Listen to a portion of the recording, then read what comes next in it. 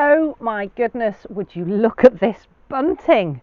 I'm absolutely thrilled to bits with it. So it's perfectly coordinated for my shed. I'll bring you in for a little close-up, but we've got this polka dots in black and yellow. We've got bees on honeycomb, and it's just perfect. And it's been sent to me by the lovely Kay. So Kay, thank you so much. So Kay reached out on one of my last videos. She's been watching and commenting and supporting my channel for such a long time. Lovely lady, and thank you. I can't thank you enough. So she reached out to me on, I think it was my last video, and found me on social media on my Ruse Life page. So again, bit of promotion here. If you haven't found my Ruse Life Facebook page or my Instagram page, I will leave those linked in the description below. But thank you so much for sending me this. So she's made it herself to match my shed, and oh my goodness, I could have cried when I opened it. All packaged up beautifully with this lovely card. So thank you so much, Kay. Let's get a close-up of this beautiful bunting. So Kay, I decided it was too nice to close up inside. I've put some nails up, and I'm going to put it out on nice days, but I will look after it and wrap it up and put it away. But for when I'm here and pottering about, it's just delightful. So thank you so much.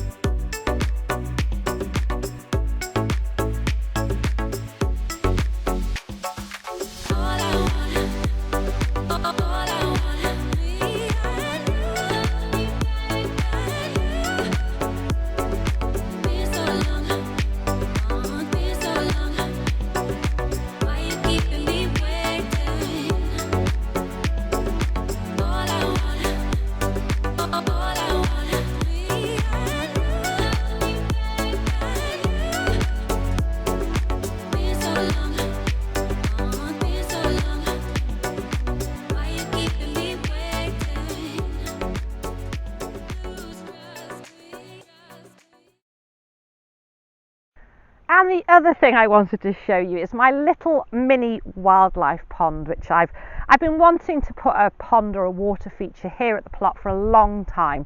And my long-term plan, when I expand over and put the asparagus bed in, maybe one or two other vegetable beds, and also the greenhouse in that direction behind the polytunnel, I will put in a more permanent wildlife pond. But in the interim, I've created this.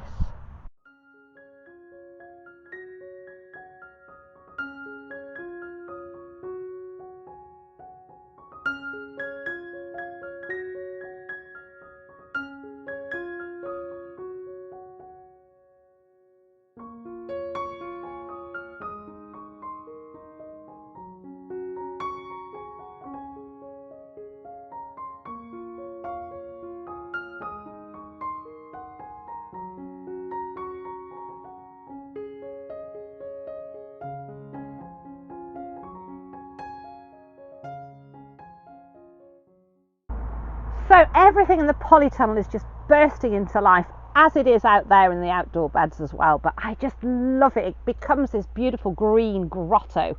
So the poached egg plants are flowering, and the nasturtiums. We've got some cornflower, and everything just looks amazing. So I've got a few jobs I want to do in here today. I'm thinking of starting to harvest some of my spring onion and carrots. These asparagus that I sowed from seed, and they're doing brilliantly, but I need to pot them on. I need to give them some more space. I'm going to grow them on and then get them to a point that they can then go out in those newly created beds that I haven't started yet, but will. I've got a pepper here, a red pepper plant that one of my friends has given to me. And it's been in this pot for a little bit too long, and I'm just going to pop it into a space here in the polytunnel. I have got the peppers that are growing behind the peas here, looking very good, but there's a little space there, so I want to pop it in. I want to do a little bit of weeding, a little bit of harvesting. The tomato plants, I'm just going to pop one off now. These side shoots, I want to give them all a good haircut, if you will, get some of these side shoots off and think about putting some supports in for the, did I call them tomatoes? Have I just called them potatoes? Tomato, tomato, potato, patata. Unless I rewind this video, I'll never know what I said originally, but I'm talking about the tomatoes. So the tomatoes here in this bed and also the ones in pots are getting a little bit overcrowded now, so I need to address those. I might need to slide a few things around now that everything's just bushing out a bit. The cucumbers are really shooting up that pole and starting to flower, so they may need moving into a little bit more space.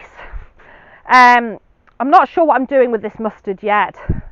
The Mizuna really is past its best. I'm going to give it a jolly good haircut and then I'll probably sow some more, and it's also crowding out the salad that's next to it and also the chard there. So lots of pottery little jobs, a few weeds to pull and a few little pickings and harvests.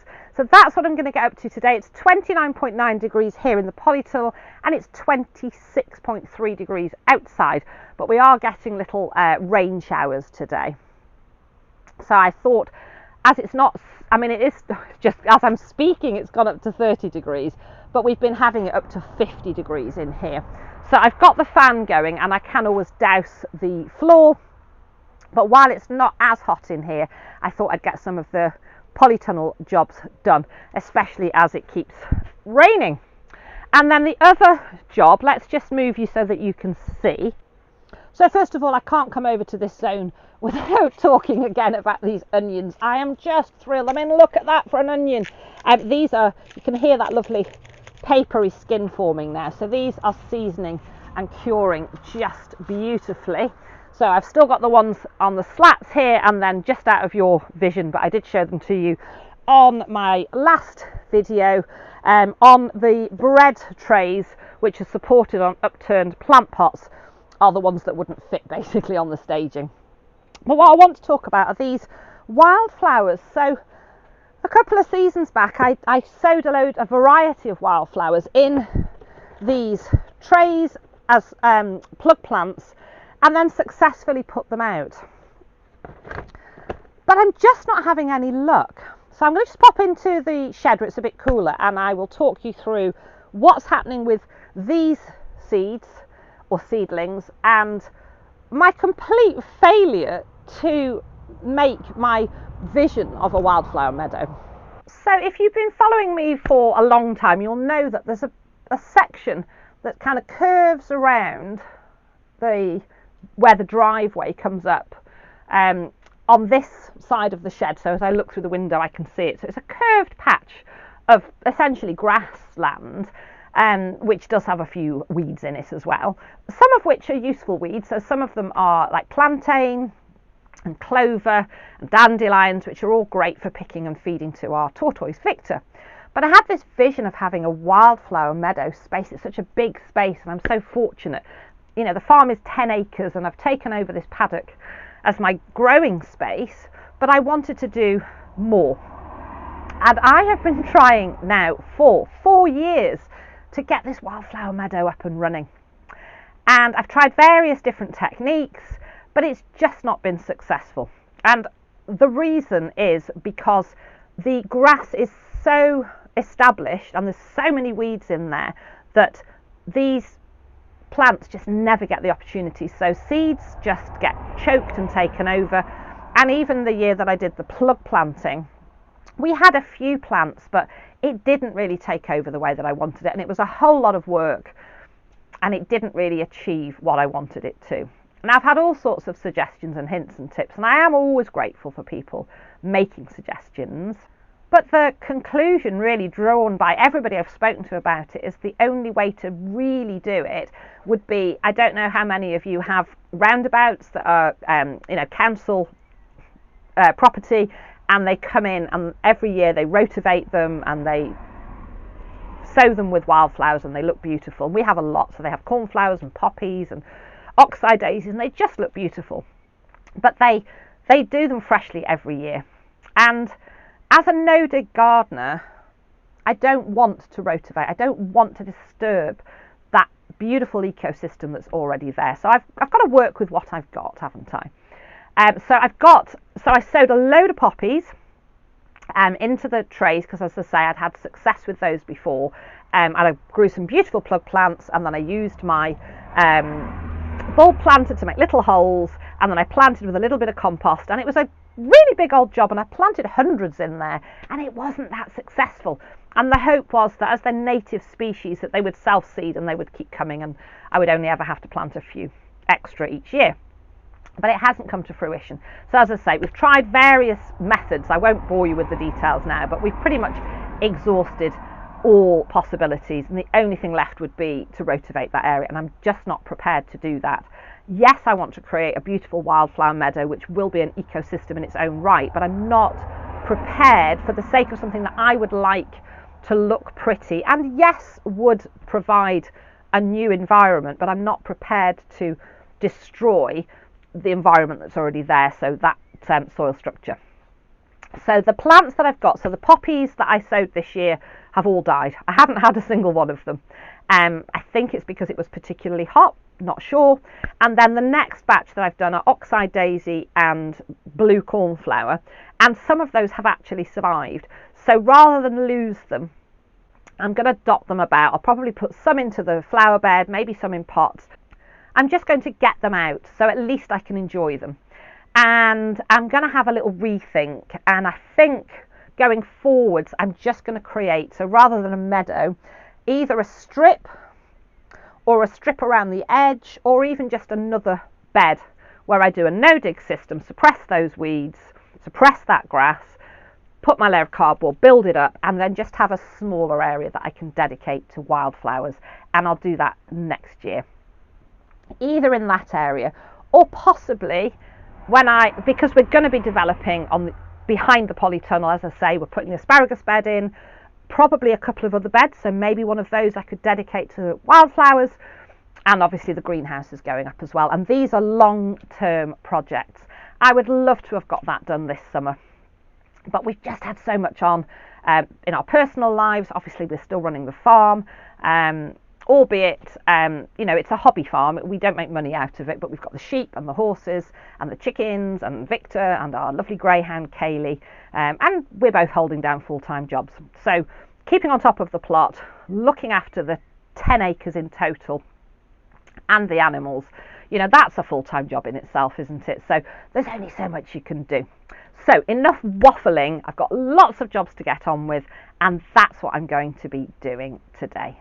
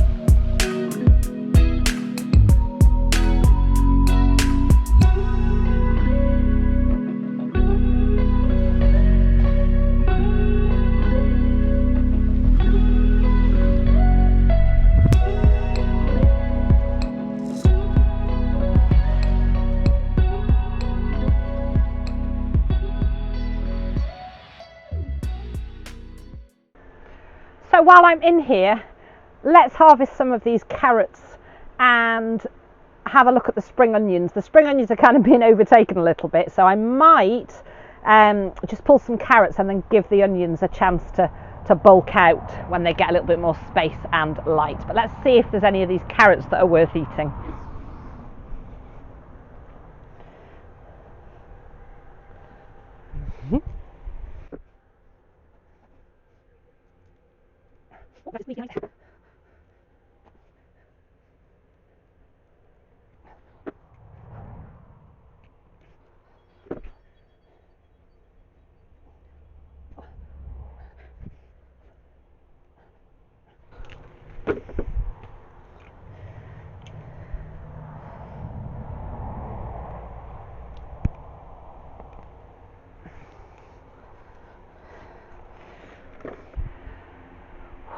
it's really hotting up in here now. That it's creeping up to 40 plus degrees. It's too hot to work in here now. But I'm really happy with these carrots. So we've got a couple of real decent sized ones, and then there's some more kind of smaller ones, and they've got kind of wonky roots, but I'm absolutely thrilled with that. You know, I love my wonky veg. It tastes just as good, doesn't it, as the perfectly formed ones. I mean, we're always happy, aren't we, to get something that's kind of picture perfect, but it doesn't affect the flavour.